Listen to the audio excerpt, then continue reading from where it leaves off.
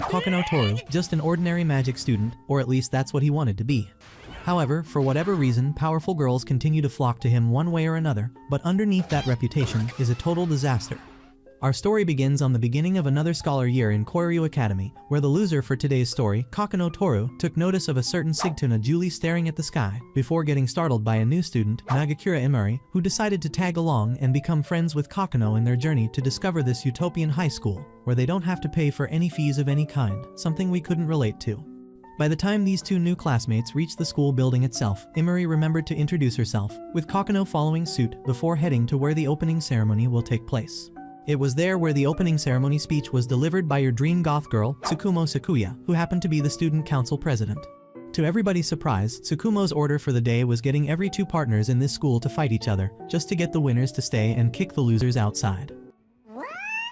Seeing that no one was pleased with this, Tsukumo called that out as Koiryu's entrance exam, since all students will be plunging headfirst into battle before long. Kokonoe tried to persuade Tsukumo to choose other partners, but Imari was fine with the idea. And so the dueling session began, as Tsukumo declared that everyone had received their blaze to use it as their weapon to secure their position in this battlefield of a high school. Julie didn't hesitate to use her blaze to summon her weapons and fight her opponent, which made other students such as Takabana Tamo, Torasaki Aoi and Tatsuno Ryutaro, and many others joining the fray, see for Kokonoe and Imari. Kokonoe in particular was traumatized by his past, but Imari still was determined to follow her dreams. Seeing that Kokonoe wasn't eager to use his blaze, Imari pulled hers out and fought the boy. Despite her best efforts, she couldn't come close to scratching Kokonoe.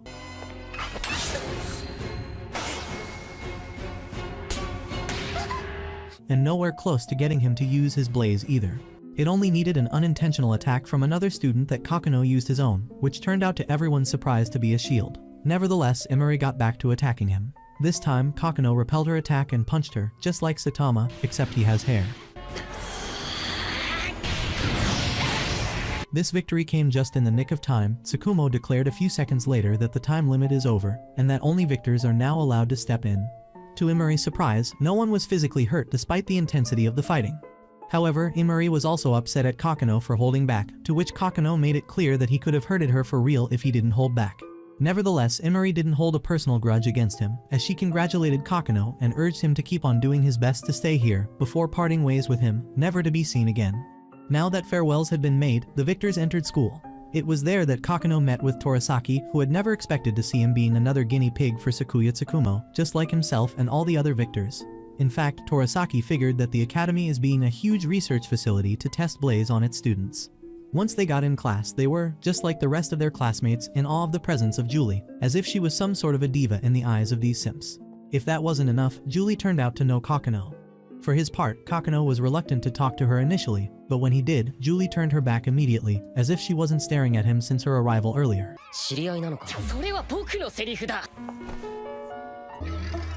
This staring contest lasted for a bit more, until the homeroom teacher got to Leroy Jenkins her way into the room through the window. She thought that everyone was impressed by how cute she was, but in reality, everyone was speechless by the absurdity of their homeroom teacher.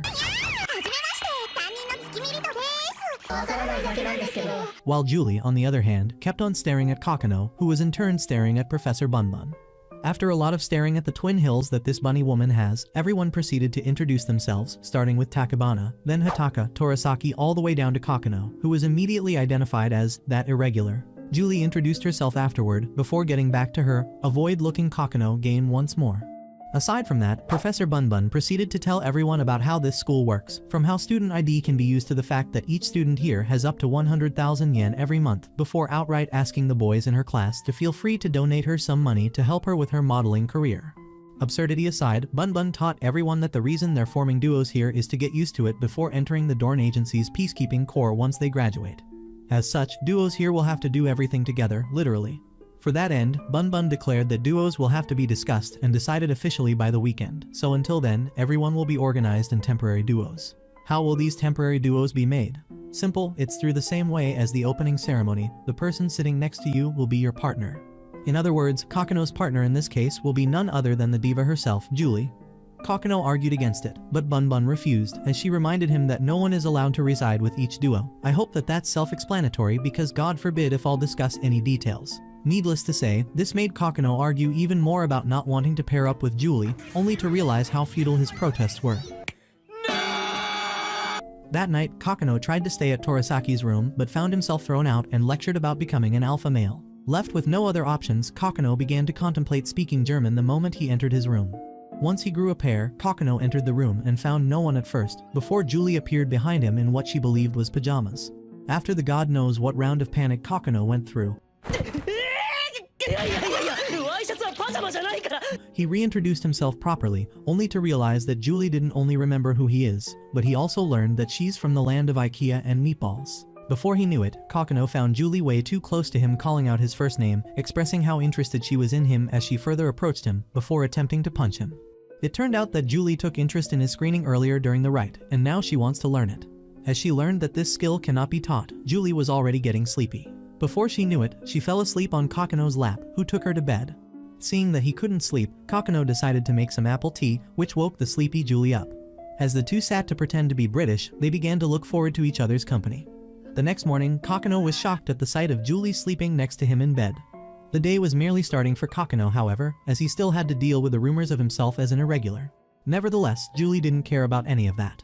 As they sat to have their breakfast, the duo found themselves joined by Takabana and Hataka. Before he knew it, Hataka was turning red and hiding her face from Kokonoe, but it was no problem for the guy, as he figured that she's being the same as Julie yesterday.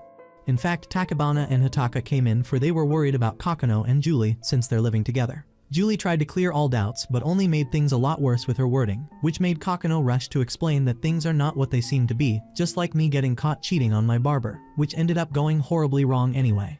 Later in class, Professor Bunbun was busy teaching her students about the physical and mental effects of lucifers, the definition of blaze, and the exceeds. She did that by calling out a certain nerd, a girl with two massive soft hills, and a cohabitating irregular, who didn't like being called as such, which attracted the attention of the rest of the class, including one angry Takabana. Ironically, Julie was oblivious to the reason behind Takabana's anger, and became aware of it only after Kokonoe explained to her what the word embrace meant, so she decided to tell Takabana that the whole spiel was nothing short of a misunderstanding.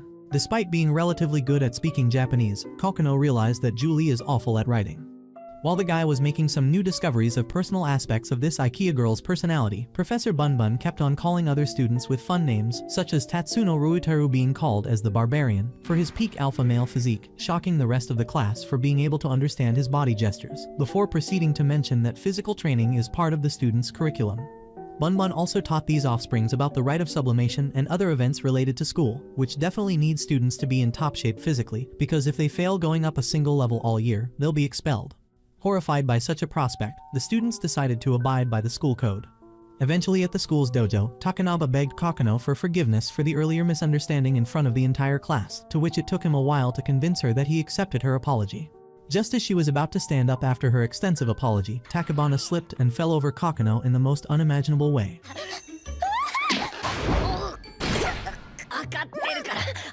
To make matters worse, Julie arrived to see the end result, only to conclude that the two were training on pinning techniques. Eventually, Takabana and Julie began their training in the most intense way possible, much to everyone's surprise. According to Torasaki, Takabana herself is coming from a family that's known for its deep-rooted history with martial arts. However, Torasaki was more interested in Hakata. Before he knew it, Kokonoe surprised Torasaki by his wish to have him and Julie teaming up together, before going to train together. Seeing that the two girls were done with training, Hataka expressed how impressed she was with their skills, which got her and the other two to be impressed by how skillful Kokonoe and Torasaki are. Once everyone was done with their training, Julie took a shower and had a cup of tea with Kokonoe, who learned that Julie is pretty much a self-taught person when it comes to her fighting skills. In exchange, Julie also learned that Kokonoe used to train a lot with Torasaki when they were kids, which was fun as much as it was today. This routine had persisted for a few more days, until the last evening before the duo application. It was then that Kokonoe became more seen as Julie's caretaker, since he's becoming increasingly attached to her, according to Torasaki. Once Kokonoe met Julie, he discussed with her their choices on who to pick as their partner tomorrow, which Julie had her eyes set on Takabana, while Kokonoe mentioned that he plans on teaming up with Torasaki, just like Julie had expected, before the two began to reminisce about the day they first met while watching Sakura trees. That night, Kokonoe woke up to find Julie sleeping next to him once again, only to learn that she's been lonely after her father left her to get the milk. The next morning, Kokonoe and Torasaki found the duo application office overcrowded, so they decided to come back later to apply. Kokonoe was pleased to see Julie and Takabana discussing their new partnership from afar. That evening, the boys went to the office to do the necessary procedure to become a duo. Just as they were about to recite their pledge, Takabana and Hataka arrived to officialize their own partnership. It turned out, Takabana had turned down Julie's offer to become a duo, so Kokonoe rushed to find where Julie was. After a while of searching, Kokonoe had one luck. There's only 1 hour left, and one place that he still didn't search yet, the top of the clock tower. Fortunately for him, Julie was indeed there, grieving in solitude about getting rejected by Takabana, only to be taken aback a moment later by Kokonoe's proposal to become a duo, assuring her that her problems are fixable. Julie's was wanting to become duos with Kokonoe, but her doubts were cleared only after he clearly stated his intentions to become partners with her. With that out of the way, the two finally pledged their oath of loyalty and became duos. Although Kokonoe still had issues with Julie sleeping right next to him instead of her own bed, but ended up relenting when Julie stated that he's someone as special to her as her father was, before falling asleep, oblivious to Bunbun singing on top of the dormitory's roof. The next morning, Bunbun was impressed that on top of the entire class reaching a consensus over who their teammates were, there were also some duos that remained together. Julie figured that the professor was talking about her and Kokonoe, who went on full panic mode in fear of his partner getting her words misinterpreted. Fortunately for him, Bunbun didn't mind the reasoning and proceeded in her duty to teach this class. After all, they're first Navgaldius, where they will be fighting against everyone else. For that reason, both Kokonoe and his average IKEA enjoyer got to training, where Kokonoe found himself in a cold streak of 4 losses, and it seems that Julie knew why. Apparently Kokonoe was having a bad posture while using his armor, which made him unable to properly punch her too. So after deciding on naming his right fist after some Nordic myth, she began giving him some instructions over how to punch better. Kokonoe was cool with it, but he remained concerned that he might end up hurting others if he used his full might. That evening, Kokonoe arrived at the school stadium, where he noticed Hataka passing out from sheer exhaustion. When she woke up, she found that the guy was carrying her, and that he still insisted that she had to remain calm before ending up hurting herself, which she managed to not do on her way to the infirmary. It turned out that Hataka was not the brightest tool in the shed, so she became excited when she learned how viable she is for having a Lucifer, since only a handful are capable of that. Despite that, Hataka was aware of the gap between her and Julie and Takabin and the others when it comes to skills, so she opted to overwork herself if needed in hope of catching up. For his part, Kokonoe agreed with her approach, since gaining a good physique and working on the very basics will be a solid start to improve her fighting skills later. Nevertheless, he also advised her not to overdo it. After having a nightmare that night that got him to wake Julie from her beautiful slumber, Navgaldius started tomorrow. Everyone had been preparing themselves for this, and now is the time to put their skills up to the test. By the time everyone drew their blaze out, the event had effectively started. It didn't take long for Kokonoe and Julie to run into their first enemies, who were soundly defeated. The two then proceeded to defeat duos after duos, and not even the seduction attempted by some random duo could stop them. With 1 hour left and not many enemies left, Kokonoe decided to check for one last place they haven't been, the inside of the school building itself. As they got inside, the two were immediately welcomed by a chain attack from Takabana. She proved to be a tougher nut to crack than their previous matches, since she's a specialist in chain usage and martial arts such as judo. After setting the stage for Hataka to attack with a weapon that she can barely carry, it seemed like Kokonoe and Julie are now in a bad situation. However, Kokonoe managed to repel Hataka's attack, albeit he found it to be so powerful that it pushed him back briefly, which made him express his admiration for her power. While these two are enjoying their cliché school life happy conversation, Julie and Takabana were engaged in their own fight, where it took a while of indecisive fighting before Julie exploited an opportunity she got and defeated Takabana. With the losing duo admitting defeat and heading back home, Julie believed that they still got time for one last match. Kokonoe agreed and thought that it'd be best to have this match against Torasaki and Tatsuno. However, they were alerted by their screams. It turned out that the duo were assaulted mercilessly by none other than Professor Bunbun, whose real name was Tsukumi Rito. Fortunately for Kokonoe and Julie, they were lucky enough to dodge their professor's attack, who did that just like the rest of their teammates just because. Just as Kokonoe was horrified at the knowledge that he got injured by a blaze, Julie came in the nick of time to repel Tsukumi's attack, because she learned that a blaze can indeed be used to eliminate people as long as their user has such intent in the first place. On top of that, Tsukumi demonstrated that a blaze user can also be knocked unconscious for a day if their blaze is broken. By the time she was done with chit-chat, Tsukumi got back on the offensive once again. This time, her attacks became increasingly ferocious that she nearly eliminated Kokonoe, who was saved yet again by Julie. The young girl was only able to draw the teacher's attention to her however, as she wasn't able to keep up with Tsukumi's strength. Fortunately for her however, Kokonoe came in just in time to save Julie, but it didn't seem like he could hold her for long.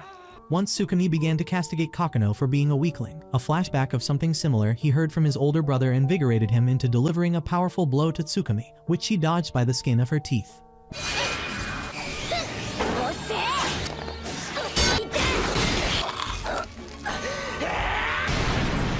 Realizing that Tsukumi overpowers them both in strength, the duo began to contemplate a strategy that would win them this battle for good. While they were at it, Tsukumi just arrived, so Julie decided to stand for her partner, but the latter was faster in coming to Julie's aid. Julie protested against it at first, but eventually realized that Kokono was up to something by provoking Tsukumi into attacking him with more intensity. Just as Tsukumi thought she was on the verge of destroying Kokono's blaze, Julie came in to pin her down, allowing room for Kokono to deliver the final blow not to his teacher, but to her blaze, which was shattered to pieces. Although injured, Kokono couldn't help but celebrate his victory with Julie the next morning. The fact that their I too strategy had paid off, as well as the rescue of Torasaki and Tatsuno and the apprehension of Professor Tsukumi, Kokono could be at ease for the time being. By the time Julie attempted to treat his wounds by pinning him to the ground, Takabana and Hotaka entered their room and found themselves in one of those out-of-context situations, and the rest is history. That night, Kokono woke up from that same nightmare before heading out to the balcony, where Julie couldn't help but wonder who Otoha is, which Kokono refused to answer and went back to bed. Seeing how stubborn her partner is, Julie decided to reveal her back to him, which had a deep scar that carries her own story as well. At a nearby lake, a certain butler named Sarah was waiting for her mistress, Lilith Bristol, to come out of the water to tell her that the preparations are complete to meet her kindred. At the dormitory, Kokono woke up after dreaming about the scar that Julie had on her back, before realizing that he's touching on a flat surface, which God forbid if I'm gonna tell you what it is. As he tried to get his hands off his ally's vanguard, Julie grabbed it closer, only to wake up with this poor fella in a sorry state that he ended up falling from his bed. Eventually, Kokono went on his knees, begging for forgiveness and telling this meatball-loving girl about the chain of events that led him to this situation, which included his lack of experience with women. Yes, Kokono is self-aware of being an utter loser. Nevertheless, Julie didn't make a scene, as she admitted that it's partially her fault too for moving to his bed without telling him. Fortunately for us, this Uno reverse game of apologies ended with a single good morning from both sides. On their way to class, the duo were joined by Takabana and Hotaka, who were surprised upon seeing Torasaki and Tatsuno there. Torasaki himself was also surprised to learn that Takabana is aware of what happened to him and his partner, but it all made sense when Kokono revealed that it was Takabana and Hotaka that came to their rescue when Kokono and Julie failed to get out of the building quickly, so Torasaki and Tatsuno thanked them for their help on that day. After a comical display of absurd behavior from Torasaki bowing to someone as a sign of gratitude, Takabana began to wonder about the reasoning behind Tsukumi's sudden shift in her demeanor. Just as everyone else began to think of an answer to this question, Tsukumi entered the room, to the utter shock of everyone inside the class. Understandably, Kokono and the others confronted Tsukumi about why she's back, only to refuse answering any impolite figure of speech to her as an instructor, especially with Tsukumo Sakuya arriving. Kokono addressed his questions to Tsukumo, but she claimed that she decided to rehire her because no unaliving had actually been taking place. On top of that, Tsukumo figured that having Tsukumi's students being able to defeat their teacher had asserted Tsukumi's skills as an instructor, which is why she decided to keep her. After all, this would serve the greater good of reaching absolute duo. To Tsukumo, the end justifies the means. If that wasn't enough, Tsukumo announced a level 2 rite of sublimation for Kokono and the others in the next few days. With that out of the way, Kokono and the others got back to class, but Kokono in particular was not able to focus on the lesson, and Julie was aware of that. That was the case until Lilith entered the classroom abruptly and rushed towards Kokono to have a word with him in private. Kokono and Torasaki argued against it, but Lilith had a special permission to do as she pleased. Seeing that he relented, Lilith remembered to introduce herself as a British transfer student. Once the two sat in a remote area to have some tea, Lilith demanded Kokono to abandon his duo to become hers instead, since she's British, I mean a nutcase, I mean an exception, so no school rules can be applied to her. In response, Kokono agreed to everything she said, and decided that he won't take her offer and left, much to Lilith's shock. Unfortunately for Kokono, however, he found himself doing God knows how many 4 kilometers laps for skipping class. Once he was done, Kokono went to have a shower, where Julie was about to join him, hadn't he denied her access. Once the two sat together to have some apple tea, Julie requested that they sleep together once again. Kokono refused, and then moved on to change the topic, by requesting that they change their pace by going somewhere out of the campus. Seeing that their date had been scheduled, Kokono believed that he succeeded in distracting Julie, except he didn't. The next morning, the two went on their date, where Julie was impressed by the sight of seagulls flying next to them. In fact, it was thanks to Hotaka's help that Kokono made up his mind over what places he should visit, which made both him and Julie thankful. Not too long after entering the mall, Kokono asked Julie to stay next to him, before finding out that she's being kidnapped by a horde of elementary school gnomes. For that reason, Julie decided to hold on to Kokono's hand as if she's holding on to dear life. Their presence had got everyone's attention in the mall, until they found a shop to attend. Even the vendor at the shop was excited at the idea that Kokono is having such a beautiful girlfriend, who became even cuter in every new attire she tried. 可愛いな。買わなくていいのかよ。 To which Julie paid for them using her school ID. With the shopping spree over and the clothes being sent to the school compound, the duo decided to go on a little stroll for the time being, where they had so much fun, just as much as I did when Julie got taken again by the horde of school gnomes. Nevertheless, the two sat down to have some ice cream, where they tried each other's, until Kokonoe realized that having his rum ice cream got Julie drunk. From afar, Takabana and Hataka were witnessing these events transpiring, only to misinterpret them once again as engaging in mischievous activities, until they found themselves surrounded by 4 crooks. Things escalated quickly between the girls and these losers to the point that Kokonoe came into their rescue. Before he could do anything, however, Lilith came from a corner and decided to roleplay as an American using her blaze, thus leaving Kokonoe taken aback. Now that the girls are here, it seems like there's no need for Kokonoe to help Julie with getting her undergarments, except they were horrified when they found that he's still tagging along from behind the curtain. The next day at school, Takabana and Hataka learned about what Lilith had done in the mall. It didn't make sense to them just as it was too incredibly complex to get a gunfire as a blaze, but it started making sense when remembering that Lilith is an exception. As for this nutcase of a girl, she was in her room taking care of her gun, while daydreaming about duoing with Kokonoe. At the pool, Takabana, Torasaki and Tatsuno couldn't help but flex their new set of skills to the entire class, while Kokonoe couldn't help but think of how he didn't feel any difference after taking an injection at the nursery room. Even Hataka got a major boost in her strength, that she had a major lead in her racing against other swimmers at the pool, which she claimed that it was all done thanks to Kokonoe's emotional support. With Takabana coming into the conversation, Hataka finally became convinced that she did indeed go through her hard work. Before she could say a word, however, Tsukumi decided to butt in to talk about her own level up, which has something to do with her massive Hollywood hills. Just as Takabana began to chastise Kokonoe for what she thought of as looking at her the wrong way, Julie was now making a grandiose in the pool. Everyone was impressed by that at first until they realized that Julie can't even swim.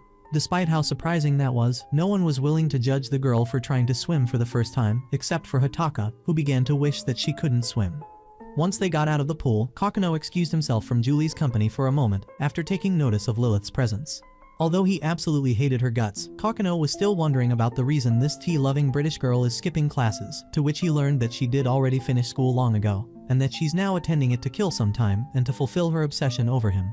Aware that Kokonoe is seeking answers about what she did at the mall yesterday, Lilith decided to answer him once he follows her without asking questions. To where, you might ask? To a park called Deathland, of course, while leaving Julie behind to get the brunt of humiliation from Tsukumi and Takabana for ditching his partner. So while he's forced to have fun with Lilith, Julie is left alone to figure out what's going on. By the evening, Lilith was still full of energy, while Kokonoe got mentally drained to the point he seems like he's having PTSD, which made him unable to say no to getting into a shooting horror house, where he was impressed by her shooting skills, much more by her backstory with hunting as her hobby and how viral it is in her home country, which got her lots of experience with using weapons. If you're getting confused, Lilith is British. Once the game was over, Kokonoe couldn't help but start feeling more sympathetic towards Lilith, who's for better or worse, acting like a little kid. With fireworks finally starting, the guy decided to finally ask about her public usage of blaze yesterday, to which Lilith considered it as a natural thing to do with her duo, namely him. As Lilith kept on bragging about herself being his gun, while he serves as her shield, she offered to let him become her duo once more. Not too long after, Kokonoe finally got back to the dormitory, which turned out to be closed. After being called by Julie to jump to the balcony, he hid from the dorm's patrol with Julie for a moment. Once they were in the clear, Kokonoe revealed to Julie what happened between him and Lilith so far, including his rejection to her offer, which she didn't take well. Julie, on the other hand, appreciated Kokonoe's loyalty and expressed it by getting closer to him to cover from the cold weather. Meanwhile, Hataka's concern over Kokonoe's sudden disappearance got her to act in an unbelievable manner. The next morning, Kokonoe got to do his punishment for skipping class yesterday, which left him exhausted by the time he got back to class. Nevertheless, Tsukumi proceeded in making an announcement about her class challenging second-year students in an inter-class battle. As for what this event is called, it's known as the Mordraco. Second-year students are known for being notoriously strong. To make matters worse, this class is made of level 2 and 3s, so their task will include fighting together as a class instead of doing so as duos. Obviously, the entire first-year class was left speechless at how tall this order is, especially as second-year students were flexing their skills in the arena. Kokonoe and Julie, on the other hand, were excited on top of being undaunted, just as Torasaki, Tatsuno, Takabana, and Hataka were. Suddenly, a savage nutcase appeared in the arena, demanding that Mordraco start immediately. Second-year students were initially abhorred at this display of arrogance, but seeing that she used her blaze to shoot one of their students had started something ungodly. As Kokonoe figured, Lilith managed to single-handedly win the event on behalf of the entire first-year class, much to their surprise. This had also posed a problem for Tsukumo, as her entire event is now laying in shambles thanks to a certain British snowflake. As a compromise, Lilith offered to challenge the entire first class on her own in her own event, where the order of the day will be surviving. Now, in case you didn't notice, Lilith had moved from being an arrogant nutcase to becoming completely bonkers, as she left her class with no other choice but to agree to challenge her. And so they did later that night. Some of the students tried to pull a sneak attack against Lilith, but it failed miserably, as this group of students got defeated and law enforcers watching the chain of events taking place from their helicopter. Lilith encountered her now arch-nemesis Kokonoe. Before they get to fight, Kokonoe believed that it's best to apologize to her for not apologizing properly for rejecting her offer. Despite that, Kokonoe also assured Lilith that he wants her to fight using her full strength, hoping that they both reach an understanding to become better friends in the future. Lilith thought that Kokonoe might have lost his mind, but ended up accepting his apology before beginning their duel in earnest. Kokonoe managed to repel all direct hits shot at him until Takabana and Tatsuno came into the scene.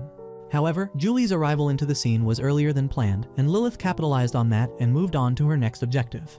As for the others, Takabana suggested they could either go after her or wait here to intercept her. The boys chose the latter, and so they began their journey to hunt down this delusional nutcase in two groups. Kokonoe's group was shocked upon finding lots of fallen students after a brief inspection, which gave away the idea that Lilith is definitely somewhere nearby, but they still needed to figure out where she is exactly.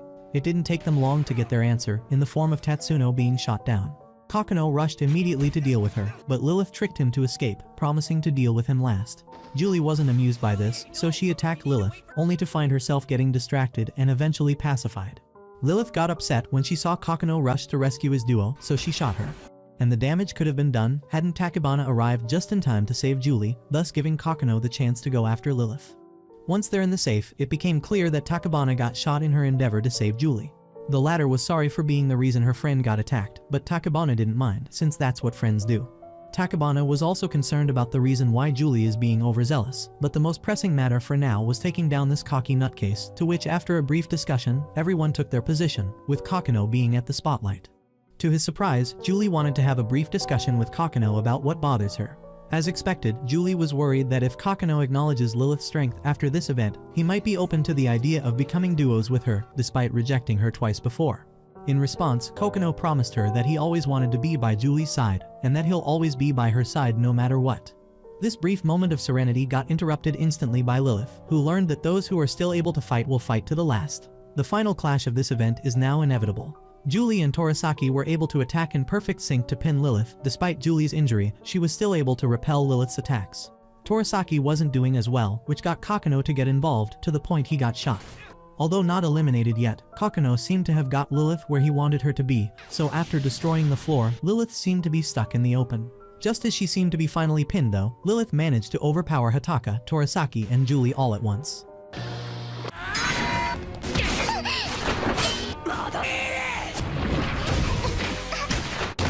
Just as she believed she's on the brink of victory, Julie turned out to be unharmed thanks to the shield she was wearing under her clothes, thus getting the chance to strike the final blow against Lilith. Although she still wanted to settle the score with Kokonoe alone by now, she was shocked to find her nemesis being shot, by a real bullet no less. It turned out that it was someone named Kevin Wayfair that came in to take her under the order of the Master Armorer. When Lilith refused, Kevin decided to shoot her. Julie and Torasaki didn't sit idle, and went ahead to retaliate, only to be pacified by the other two Master Chief cosplayers. In the end, it only took Kevin the threat of unaliving Hataka that Lilith finally relented to going with him to see his master. Despite that, no one could bear seeing such a thing transpiring and doing nothing about it. After all, Lilith is still their classmate. To that end, Kokonoe went ahead with his classmates, except for Hataka, to the rescue of Lilith. When confronted about it, Lilith argued against it, but Kokonoe insisted that he save her to continue their clash in the foreseeable future. Meanwhile, Kevin was having none of it, so he ordered his goons to shoot at the young fella, who after bearing the brunt of their shots have used what's left of his power to punch the floor. Nothing happened initially, much to Kevin's amusement, before fate pulling an Uno reverse card at him and collapsed out of nowhere. As Lilith was falling, Kokonoe managed to catch up to her. Seeing that Kevin was trying to hurt Lilith, Julie and Tora came in just in time to prevent the Master Chief cosplayers from stepping in before the rivals put a decisive end to Kevin.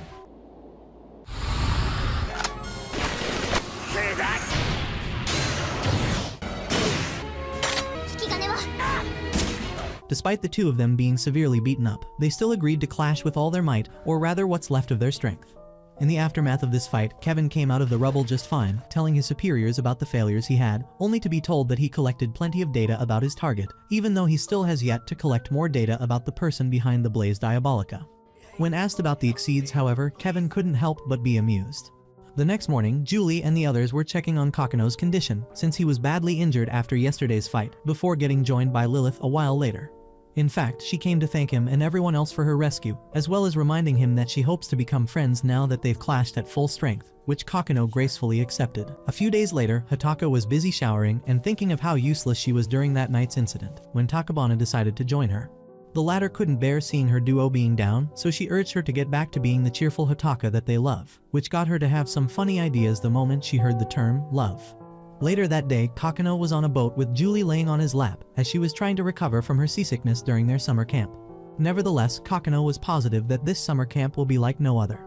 Eventually, Hataka joined the scene to check on Julie. Just as she was about to sit next to Kokonoe, the boat bumped into something that made Hataka fall with her vanguards, hitting on the fella big time. A moment later, Torasaki and his alpha male wannabe came in to invite them for a meeting with Tsukumi, which Takabana came in a moment later herself to remind them.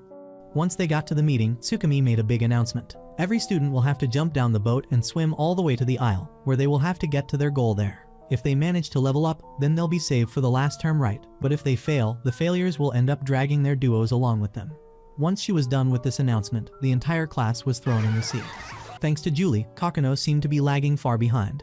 Just as he was assuring her that everything is fine, a helicopter came out of nowhere, carrying a savage Lilith, who was late after looking for her swimsuit, before jumping right into the sea. It didn't take long for her to get into trouble with Julie, which made Kokonoe decide to step in. When Lilith learned about their goal, she decided to race Kokonoe and Julie to the isle. Once the trio got there, Kokonoe were physically spent. Julie was also concerned after her clothes got wet. Just as she was about to take them off, Kokonoe hit off the panic button, which made Julie realize her mistake, and change location of where she'll dry out. When it came to Lilith, she made it clear that she's joining the event on her own will, and that she doesn't mean to stand in his way. Seeing that he's willing to thank her for her help earlier, Lilith asked him to do her a certain favor which God forbid if I'll mention here. Kokonoe himself promptly refused. Before long, Kokonoe noticed that Julie is having trouble with her clothes being blown away by the wind to the sea once again. Elsewhere, Takabana seemed to be doing well, with Hataka slightly holding her back. By now Hataka seemed to be self-aware of that, realistically speaking. Nevertheless, Takabana assured her that she's wrong, and that she's still her duo, so if she felt down on herself, she'll be feeling down on her duo as well. Hearing this, Hataka finally became relieved. That evening, Kokonoe and his harem had reached the training camp. Before they could get there, Kokonoe decided to take off his shirt and cover Lilith's feet to avoid her getting injured. Of course, having her sweet talking to Kokonoe got on Julie's nerves, to the point that she thought of taking another route that seemed easier. Before she knew it, her skirt got caught on a stick, but fortunately no wrongdoing took place. The trio couldn't catch a breath, however, as they got instantly attacked from the woods. It turned out that they were getting attacked by 4 ninjas using their blazes. Eventually, they found themselves drawn deeper in the woods, where these ninjas would have the terrain advantage, as they could hit and run without the exceeds being able to retaliate. Indeed, the girls were put mostly on the defensive.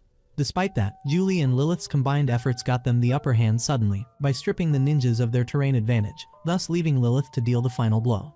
Takabana and Hataka also got attacked, but things didn't go much better for them, as Hataka's struggle to reach out to Takabana got the latter caught in deep trouble. Seeing that her friend is now surrounded and horrifically outnumbered, Hataka began to remember how useless she was during the mall incident a few days ago, which got her to get a grip of herself and finally put her blaze for good use. Kokonoe, on the other hand, had his fair share of trouble, as he wasn't just dealing with an assassin, but a lot of traps that she did set in place. He managed to get himself out of danger with ease, but just as he was about to deal the final blow, he discovered that the attacker was none other than Emery. Although it was a good surprise that they met, Emery was looking forward to having Kokonoe remove his hand off her Mount Fuji. That night, it turned out that the losers at the opening ceremony rite were not actually kicked out for good, but rather taken to another remote branch of the school, and now the 2 branches are having joint exercises, which was an opportunity worth celebrating. While the rest of the class busy having the time of their lives, with Tsukumi in particular gathering all the meat she could lay her hands on, Emery revealed how surprised she was initially for getting admitted in this remote branch, which despite the rigorous routine in it, helped her improve on many aspects.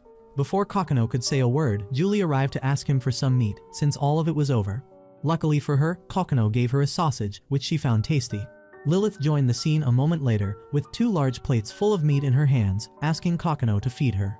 Instead, she found Julie feeding her, which although she didn't take it kindly, she still enjoyed having some tasty meat. As for Kokonoe, he had more important matters to attend to with Tsukumo, who was already nearby. For Tsukumo, it doesn't matter what she does, as long as her path reaches absolute duo. Hataka, on the other hand, couldn't bear to be called by her former opponents as an impressive fighter, but it only took her Takabana's interference to believe in that, which made her so flustered that she decided to get some more food. On the food table, she ran into Kokonoe, where she was this close to confessing her feelings to him, before getting called out by their friends. While everyone was having fun, Kevin and his master Edward Walker were in their final stage of making their device, but they're still lacking one last piece to complete their creation. In order to do so, Edward requested that this matter remains confidential between the two of them, which Kevin agreed to. For now, the students decided to make camp at the school's compound. Julie was glad at today's turn of events, but also learned a great lesson. As such, Julie decided to hand him over her undergarments. Later that night, while everyone was sleeping soundly, Kokonoe woke up to find his face stuck between two squishy hills, before figuring that that's Lilith sleeping next to him just like God had created her. It also didn't take him long to find out that Julie was sleeping the same way as Lilith right next to him, which made Kokonoe snap out and get his distance from both girls. To make matters worse, Takabana came in to wake them up for their morning routine, which ended up as you might expect. After sunrise, Takabana rushed her way to Kokonoe once again to apologize for the misunderstanding as always. If anything, the scene she made had gotten Kokonoe some unwanted attention from Torasaki, Tetsuno, and most importantly Emori, who Julie was about to spill the beans to, had Kokonoe not prevented her from saying another word. For now, Hataka couldn't help but get everyone to circle around before Tsukumi gets mad, which they did, despite their resentment for Tsukumi, which Emori couldn't comprehend. As the day progressed, Hataka seemed to be finally cheerful, as she believed that that's what being in love could do to someone. This remained this way at least until Tsukumi declared that the next day would be the last of this training camp. With Lilith going to have some skincare session, Julie accompanying her, and Torasaki leaving him alone to take a dive, Hataka found herself alone with her crush. After a brief and awkward conversation, the two decided to meet at the most fun place in this isle, the beach. In fact, Kokonoe was on edge the whole time there, since he's technically the only guy there, because Torasaki was in the middle of his sweet dreams, while Tetsuno was busy training for the muscles god. Eventually, Kokonoe was joined by Julie, who he found cute, with Lilith, Takabana, Hataka, Tsukumi, and Emori following up. Aside from Tsukumi engaging in God knows what she's doing, Lilith suggested they join him in having some fun. As for what that fun is, it turned out to be reviewing their bikinis, which were followed up by everyone jumping right into the sea for a quick dive, except for Kokonoe, who was not allowed to unless he reviews Tsukumi's style. Seeing that he was indifferent to her, Tsukumi was open to the idea of getting rid of her student for good. It should have been me, not him! From afar, Hataka seemed to be bothered by the comments made at how close Tsukumi seemed with Kokonoe, which didn't escape Emori's notice. Nevertheless, that didn't stop anyone from having fun overall, even if it meant trouble for Kokonoe. Speaking of which, seeing that he's sitting alone, Hataka decided to suggest that Kokonoe swim with her. The fella jumped to assist Julie with swimming. He found that she's barely able to make any progress despite her best effort, before being hit by a wave that got her rid of her toppings, which fortunately for her and Kokonoe, the latter barely saw a thing before turning his back. Eventually, Kokonoe found himself stuck in a saga to bring Julie her cover-up back. Lilith came in to cling herself on him. With Tsukumi castigating him from afar, Emori couldn't help but begin wondering about his relationship with everyone else in this group, but more importantly for her, she wondered about what's going on with Hataka. That evening, Kokonoe couldn't help but enjoy having a hot bath, before learning that the girls were having theirs just behind him, and overhearing lots of unnecessary infos, such as the size of Hataka's grabbers, which made Tsukumi consider her as her rival, before switching her attention at Takabana, who decided to come in Hataka's defense, with Julie joining in for the grabbing session, much to Emori's amusement. Speaking of Emori, she had already figured Hataka's feelings out, much to the latter's surprise. Emori also said that Hataka got some serious competition with all the girls here, especially Julie. On the other hand, Hataka also figured that Emori had feelings for Kokonoe too. This was true, as Emori and Kokonoe clicked the moment they met, but fate had another say in the matter. Seeing that she had no more chance, Emori gave the green light for Hataka to confess her feelings for Kokonoe. By the time everyone left the hot spring, Hataka was contemplating how she could address her feelings to him when she suddenly slipped and hurt her ankle. Seeing this, Emori chastised Kokonoe into helping out his injured friend, which he did. Emori didn't stop at that, she managed to get the rest of the group to go on ahead, thus leaving Hataka the chance and the setup she desperately needed to talk her heart out. For starters, Hataka managed to get Kokonoe to start calling her by her first name from now on. Once they reached a position where they could see the sunset, Hataka requested she sit down. Now that they're finally walking on shore, Hataka finally confessed her feelings. Just as he was on the verge of accepting her feelings, Kokonoe was immediately struck by his traumatic past, which made him change his mind instantly. Hataka tried to keep a hold of herself, but failed so miserably that she ran away instantly.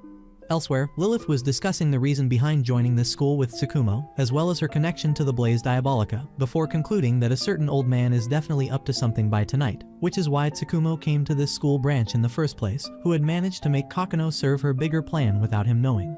Speaking of Kokono, he was busy reflecting on what happened between him and Hitaka, when he suddenly noticed that the camp is getting attacked by a horde of soldiers, who were led by none other than Kevin. Despite being hopelessly outnumbered, Takebana and the handful of people around her were able to deal with this horde of Master Chief cosplayers, despite also being worrying about Hitaka. Inside headquarters, Sarah briefed Lilith, Tsukumi and Tsukumo about the new soldiers that are now attacking the camp. It didn't take them long to figure out what Edward was up to, which was a first-round selection. As for the main branch, it was getting raided by these same soldiers as well, thus denying them any reinforcements from there. For that, Tsukumo sent Tsukumi to deal with the threat. By now, the effect of the overwhelming numbers began to show up on the students. Suddenly, Kokono arrived for the rescue, as well as Tsukumi, who's now eager to get rid of her enemies now more than ever, especially with her limiter being turned off for the time being. As the soldiers became aware that they're fighting an exception, they found themselves unable to put a stop to Tsukumi's wrath.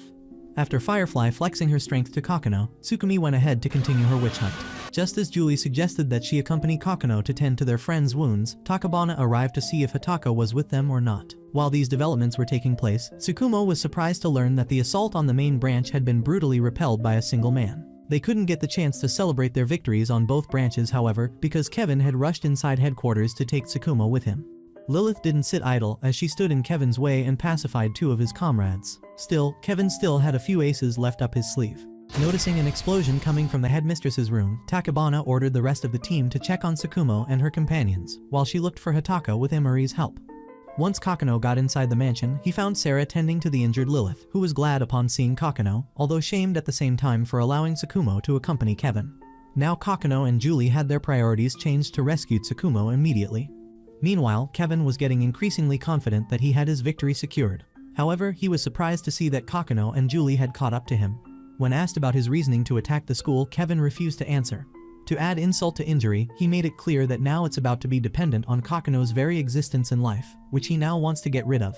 Seeing that both Kokono and Julie refused to comply, fighting became inevitable.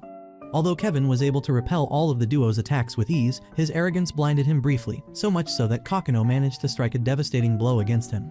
However, Kevin was not done yet, because his new unit gave him superior protection than his comrades, whom he's looking down on. Aware that Kevin is proving to be a tough nut to crack, Kokono decided to step up his game as well, and began to intensify his attacks, with Julie matching up with hers as well, although it nearly costed her her life, hadn't Kokono arrived just in time to save her. Kokono tried to attack Kevin one more time with his full might, but found himself stabbed in the thigh. Not bearing to see her duo injured, Julie charged at her opponent, only to find herself knocked unconscious. Just as he thought he was about to deliver her the final blow, Kevin was surprised to see Kevin coming to her rescue. Angered by his promise to protect Julie with his life, Kevin attacked the already injured Kokono in his left shoulder, before proceeding to torture the boy. Julie, on the other hand, couldn't bear to lose another dear person once again. As such, she stood her ground, unlocked a new level of her skills, before beginning to outright skewer Kevin mercilessly, and she could have done the same to Kokono, who asked her to stop, hadn't she lost consciousness. After reminding Kokono of how much of a weakling he is, Kevin was called out to retreat, since the kidnap of Blaze Diabolica no longer became a necessity. Although frustrated that all his efforts were all for naught, Kevin complied, after learning of his opponent's identity. In the aftermath of this devastating attack, both branches got occupied with tending to the wounds of their comrades. For her part, Lilith was glad that both Kokono and Julie were true to their word in bringing Tsukumo back with them. However, Lilith had still yet to figure out who the rebels truly were after.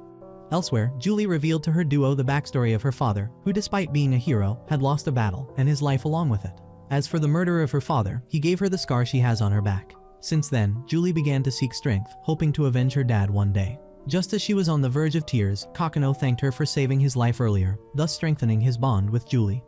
While Kokono was acknowledging his weaknesses, Hitaka's self-awareness of her own, the lack of self-esteem, and the desire to seek validation from Kokono made her an easy prey by Edward Walker, who assured her that he'll grant her all the strength she needs to fulfill all her wishes.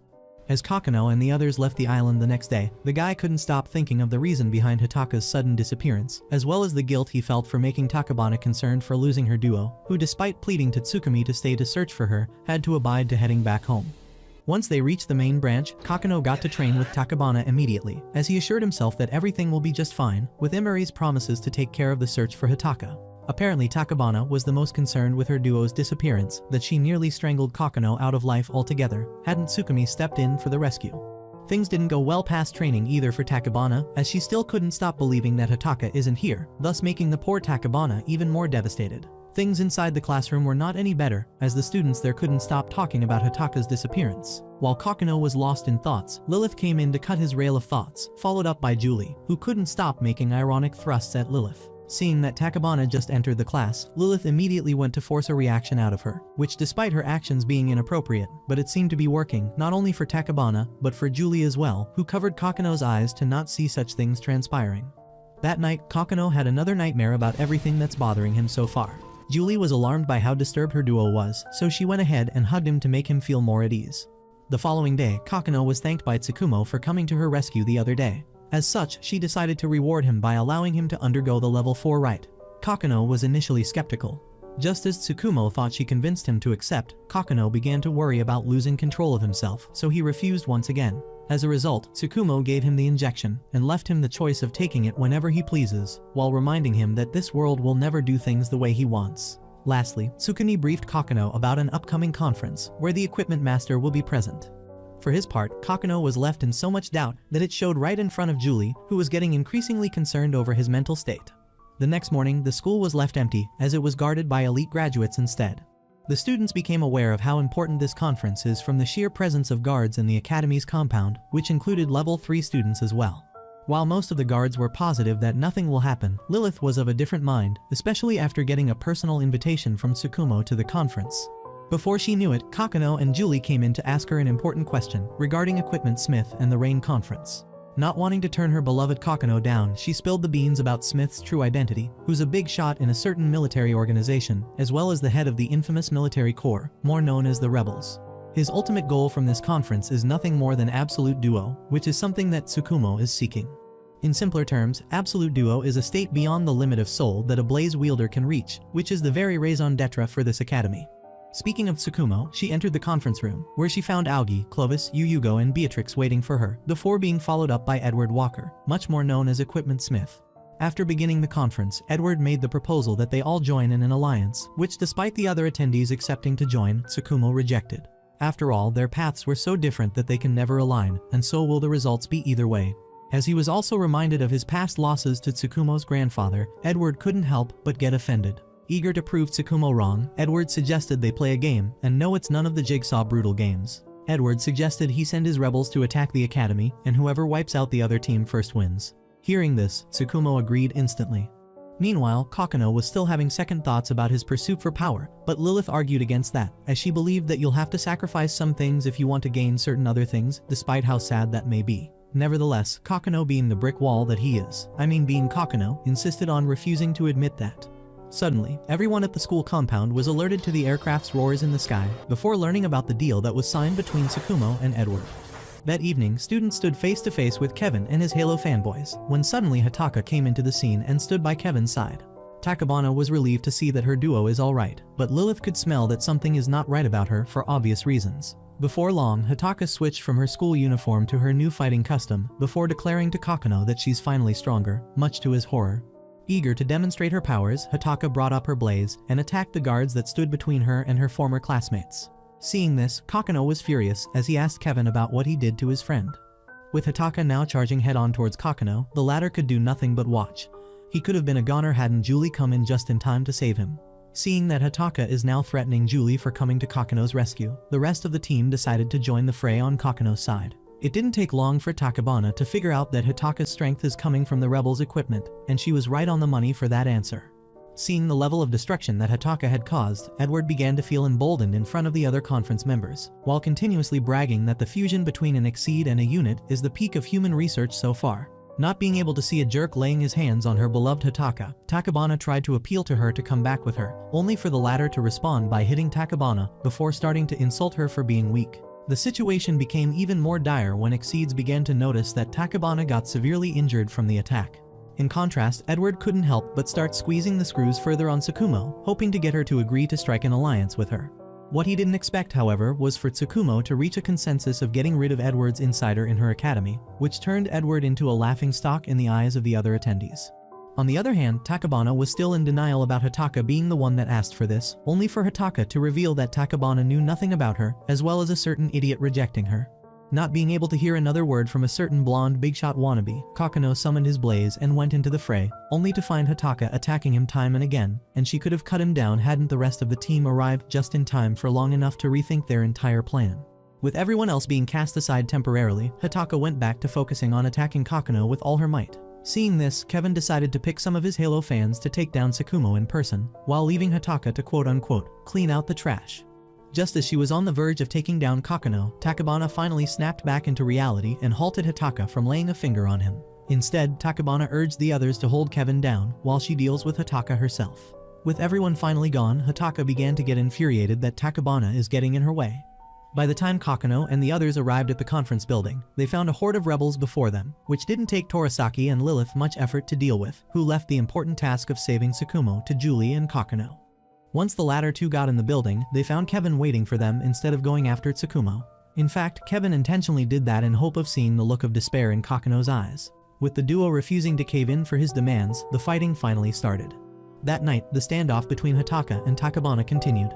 Takabana was willing to keep up with her duo until that borrowed power of hers has run its course, while trying to persuade Hataka to believe that her hard work was the reason she's been seeking strength, only to be violently hit by Hataken, who claimed that being in a duo with her was utter nonsense, and that her actual reason to seek strength was only to get noticed by Kokonoe.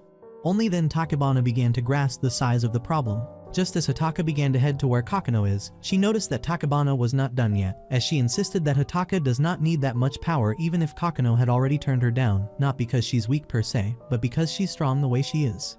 This finally caused a crack in Hataka's new equipment, which began to expand further the more Takabana began to admit how ashamed she was feeling for thinking that she was always standing for Hataka in every step of the way. As Hataka tried to resist it, Takabana mentioned that she still has her, who will always keep on standing by her side no matter what.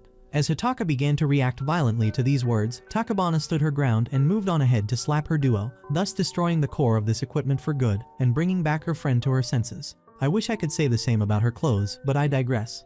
Amidst these developments, Kevin kept on trying to castigate them for leaving Takabana to deal with the fusion, as they were fully believing in the bond between duos. After a fair bit of fighting, Kevin was alerted that the new device ceased to function altogether. In response, he began to react violently by throwing explosives at Julie. Seeing that Kokonoe moved instantly to protect his duo, Kevin began to feel sadistically ecstatic as he called out for his Halo fans to take down the boy. By the time Julie woke up, she was horrified by seeing Kokonoe being severely injured, even though he was still holding his ground, much to Kevin's dismay. After reflecting on what happened so far, Kokonoe finally took the decision to inject himself with the dose that he got from Tsukumo. By the time Kevin gave the signal for the attack, Kokonoe got all the strength he needed to protect Julie and more. Kevin was left apoplectic by this sight, to the point he ordered his men to unalive Kokonoe. However, Torasaki and Lilith managed to get their way inside after a long struggle. In a last-ditch effort to turn the table, Kevin attacked, but found himself unable to do anything before the overwhelming power that Kokonoe retaliated with, thus securing the victory that the Academy so desperately needed, much to Edward's dismay, who was left as a sorry sight in the meeting room, while everyone left. Despite that, Tsukumo was wondering if Kokonoe will still live up to her expectations. In the aftermath of this match, Kevin was left lying on the ground in utter disbelief that he lost to such a pushover. But when Edward came in to punish him for turning him into a laughingstock, Kevin saw no point in serving him, so he took matters into his own hands and eliminated his master, before unlocking the ultimate level armor to take down Kokonoe. Although Kokonoe and his friends made it out of the building relatively safe on top of victorious, they did not expect that they'll find Kevin in front of them once again. Eager to prove himself, Torasaki attacked the psychopath, only for his blaze to get destroyed. Lilith tried to follow suit, only to find herself knocked unconscious. Before long, Kevin used his new armor to fly and blast the administration building into dust. Now that there's nothing between him and his new nemesis, Kevin began to attack the duo, which led him to throw Kokonoe all the way to the clock tower. Apparently Kevin was hoping to get Kokonoe to admit that he was wrong about protecting his duo, only for the latter to refuse. Just as he was thinking of an answer to such a question, Kevin found himself attacked by Julie, which despite her best effort in combining her attacks with Kokonoe, the two got absolutely nowhere. Seeing that his own attacks aren't effective against a level 4 exceed, Kevin began to shift his focus into attacking the entirety of the school with every innocent student in it. After a brief skirmish with Kokonoe, Kevin charged his guns to its fullest potential and began to attack the dormitory. Just as the students there were bracing for impact, Professor Tsukumi arrived in the nick of time to repel the incoming attack, which she did successfully, albeit it did cost her a lot of her strength. After Tsukumi's successful endeavor, Kokono and Julie ran deep into the woods to distract Kevin before Julie jumped out of it back again to attack the villain. Although severely injured in one arm, Julie managed to get close enough to disable one of his guns for good. Was it worth it though? Not really, because being separated from her duo led Kokono to be too focused on protecting Julie from Kevin's gun, only to find himself being cut down. Julie was left badly enraged by the sight of her fallen comrade, so much so that she began to unleash her full might at Kevin, who ended up finding himself completely on the defensive. Despite his best efforts to retaliate, Kevin found his sword and his body cut down severely. Unarmed, critically injured, and with Julie on the verge of sending him to the afterlife, Kevin could do nothing but hope for a miracle to save him, which manifested in Kokono's sudden calls for Julie to stop. Kokono was aware that Julie was consumed by anger and that she was going to attack him. For that fact, he pulled out his shield and braced for impact. He was fully aware of how similar the two of them are, so he ended up letting go of his armor at one point to get Julie to come closer. Although she came at him with clear intents of elimination, she couldn't injure him at all, which allowed Kokono to hug her and get her back to her senses, thus ending this entire spiel for good, or so they thought. Kevin turned out to be so upset by this turn of events that he decided to get rid of the two once again, even though he figured that that would be pointless since he lost. For that, Kokono, who was joined by Julie this time, had pulled out their shield, which not only absorbed the brunt of Kevin's assault, but nullified it altogether after a while. Despite that, Kevin still refused to admit defeat, and began to gather as much strength as possible to eliminate both duos. In response, Kokono picked one of Julie's swords and rushed at his opponent, which he used to break Kevin's equipment for good, thus ending this saga for good. The next morning, repair work over the entire camp was taking place. In the hospital, however, Hataka went with everyone else to make sure that she apologized for dragging every single one of her classmates into this uncalled-for mess, which Kokono was completely fine with, as he assured her that he wants to get stronger with her, Takabana, Torasaki, and Tatsuno. Outside of his hospital room, they could see Tsukumi being hunted down by a bunch of fanboys and fangirls alike, after the show of might she made to protect them. Once recovered, Kokono couldn't help but join Lilith on one of her tea parties, where he was informed on Kevin's background, which included his fallen brother and shattered family. Aware that he must have been curious about Kevin, Lilith also decided to inform him that Julie had left the hospital today too, which made Kokono rush his way out to find her. As for Lilith, she learned that Tsukumo wanted to let him know of Kevin's past in hope of making his soul develop better, in order to reach absolute duo, that is.